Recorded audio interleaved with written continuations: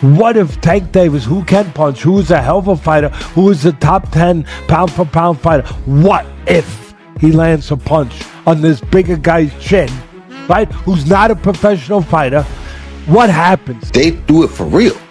Tank is highly capable of taking Jake Paul out. So the exhibitions that I like to see are ones that either I can mythically look at and say, wow, well, if he would have did that back when he was 10 years younger or 8 years or 12 years ago, he would have beat him. You know what I'm saying? Because we know boxing. If he hits you because he's so accurate, he's going to drop you or could put you to sleep. But like not necessarily power punch. Like Edwin De Los Santos is a hard hitter. He would even have a hard time with rollies. I'm not even kidding. Gareth A. Davies commented that Gervonta Tank Davis kept unusually calm during the press conference and face-off, barely responding to Jake Paul's constant jabs about his height.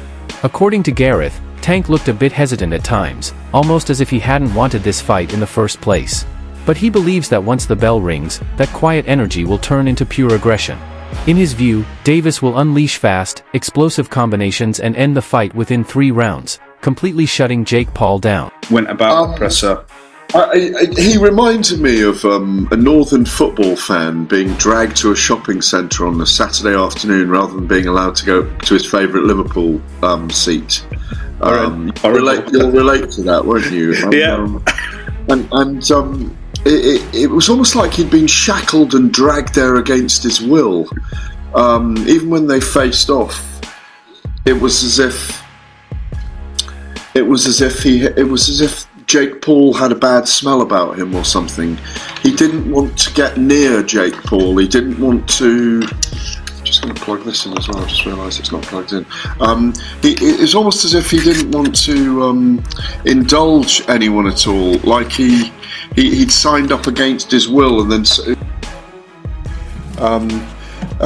like he'd been signed up against his will. The agents and his manager and his handler had dragged him there without briefing him on what was going on and where it would be and what time it would take place.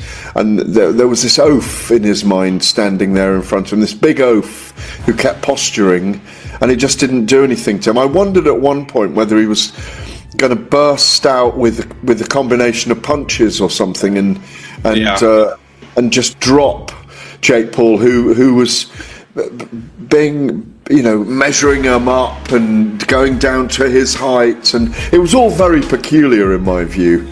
Like he really wasn't taking it seriously. Ryan Garcia has openly slammed the idea of a Jake Paul versus Gervonta Davis fight, calling it a disgrace to boxing. He says the huge difference in size and weight makes the matchup completely unfair.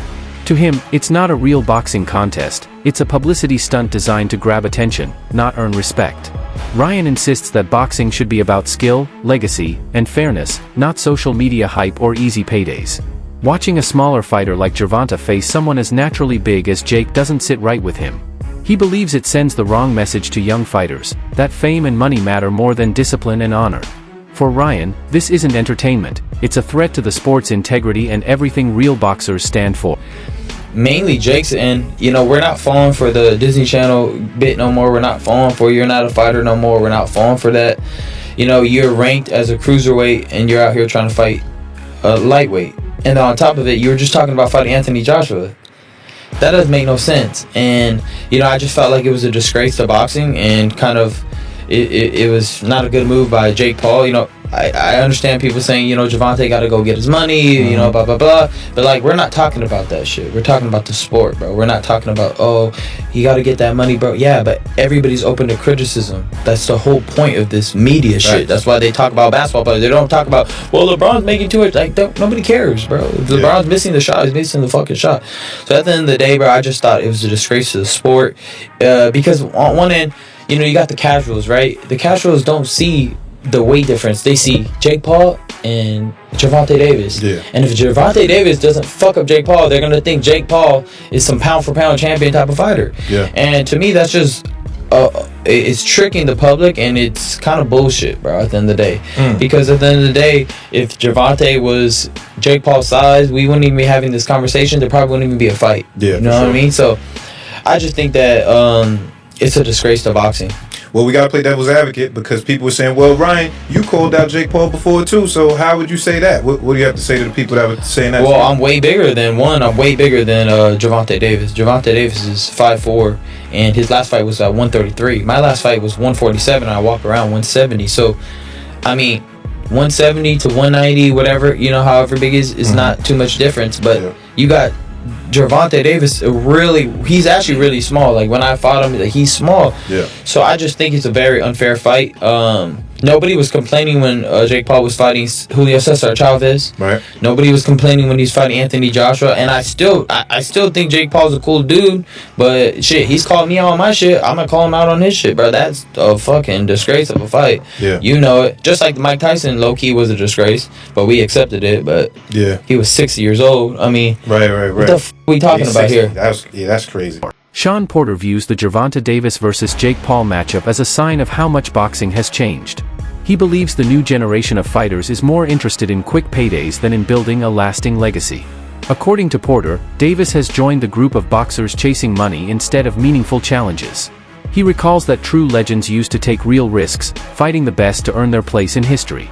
Today, he says, too many fighters care more about sponsorships, social media attention, and short-term profits. Porter still recognizes Tank as one of the most gifted fighters in the sport, but feels he's wasting his talent on spectacles instead of the kind of fights that define champions. For him, this isn't just about Davis, it's about a growing trend that's slowly taking away the heart and soul of boxing. How do you sort of see this scenario now for him? Yeah, I don't really know how to feel about it, what to really say about it. I've only been asked this when it's been presented to me. That's when I think about it, and I can't really come up with a good answer for it. In a lot of ways, it doesn't make sense to me. Of course, we know the size differential, and the list goes on from there. I don't know, man. I think we're entering a generation now, or a phase now where fighters, I don't know if it's fighters, I don't know if he doesn't care about the legacy, or if he feels like this fight doesn't matter, I'll get back to the legacy. I just don't know. This is truly it's not a legacy fight, but of course it is a generational money fight, so. Many boxing analysts believe the real issue isn't just the fighters, it's the audience. They argue that today's fans have turned the sport into a circus by rewarding drama over discipline. True boxing matches featuring top-tier talent often get ignored, while exhibition bouts and influencer fights dominate the spotlight. Analysts point to social media's short attention span as a major reason for this shift, saying the Jake Paul phenomenon is more a reflection of fan demand than his own doing. When viewers tune in only for trash talk and viral moments, serious boxers lose motivation to take real risks for respect. They also warn that the line between professional competition and entertainment has become dangerously blurred. Champions used to fight for titles, now influencers fight for clicks. And as long as fans keep paying to watch the spectacle, the sport's priorities will keep tilting toward hype instead of heart.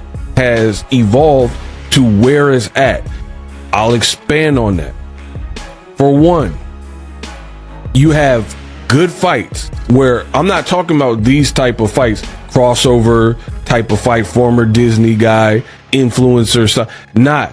And Jake Paul has really promoted himself and acquitted himself to the point where he's kind of a boxer. Now, he hasn't fought the top names, I get it, blah, blah, blah. But he's doing his thing. He's training like a boxer. He's not like taking it lightly, like streaming and then working on his YouTube more than he's working on his boxing. It is what it is, right? But beyond that, let's keep it going. I told you I'm about to really get unpacked. Subscribe to the channel. The reality is, the reason why I'm saying I blame you, the fans, is because we've had some very good fights, like David Benavidez, Caleb Plant, whatever. I'm talking in the last 5-10 years, right? Very good fights, all boxing. So not talking influencer or any type of crossover fight, right? Good fights. And then you got boxing fans in a niche sport who didn't further the exposure by advertising or buying the fight, mostly buying the fight with piracy and whatnot. So now we're at a point in this society where these companies, they're like, all right, they see the piracy is a problem. Now they're looking for sure shot, must win type of scenarios. That's why we're getting these fights that some people, purists and diehards, are calling wonky fights.